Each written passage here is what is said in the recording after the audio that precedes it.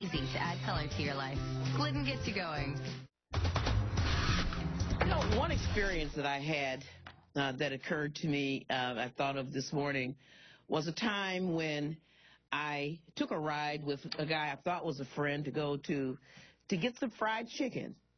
And he decided to take a detour behind some buildings to rape me and choke me almost to death. I was sort of seeing that little light that you often hear about. That was Wisconsin Congresswoman Gwen powerfully recounting her own rape, her very personal comments coming on the same day that the House passed its own version of the Violence Against Women Act, legislation that opponents say does not go far enough in protecting the rights of victims. Congresswoman Moore joins me live this morning. And Congresswoman, I appreciate you making time for us, but I want to talk more about why you decided to share what you went through, your own personal story yesterday, to make the point you were trying to make.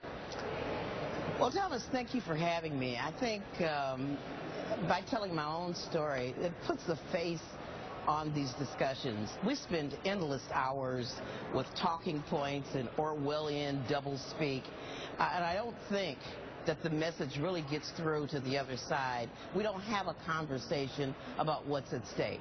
The particular bill that was passed yesterday really diminishes protections for victims and actually increases the rights of the abusers.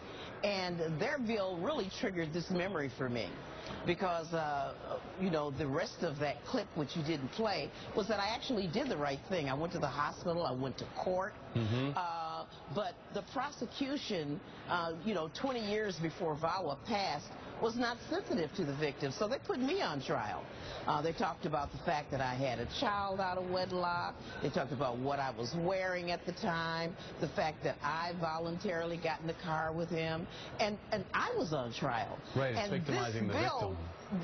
This bill sort of takes us back. It's a regression back.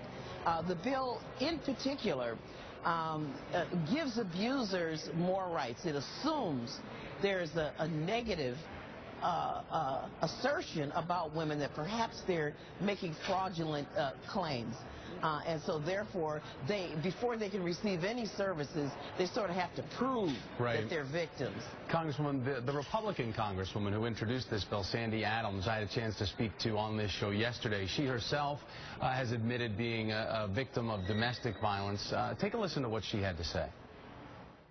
It's not listing victim or victim. What we're saying is this bill has always been an all-inclusive, if you're a victim, you're a victim.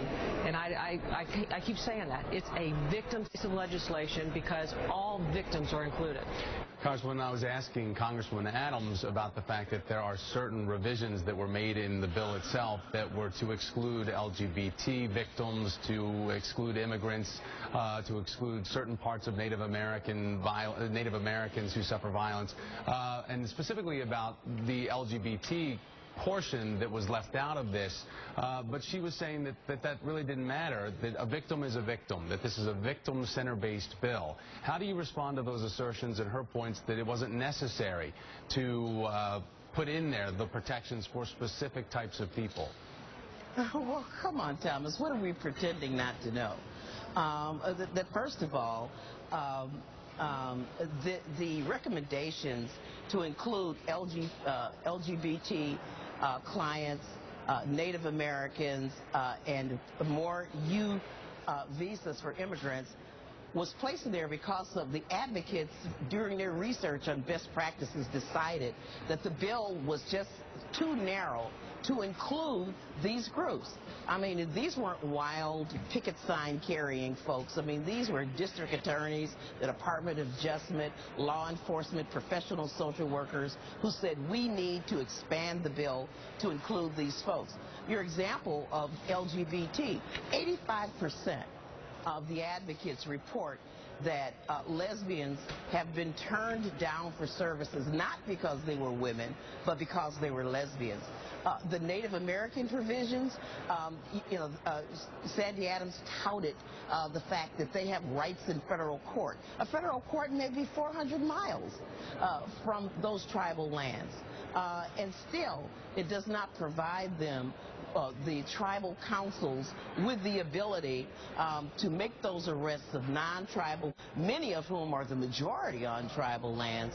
And so there's a veritable sanctuary for sexual assault on tribal lands. Same thing with U visas.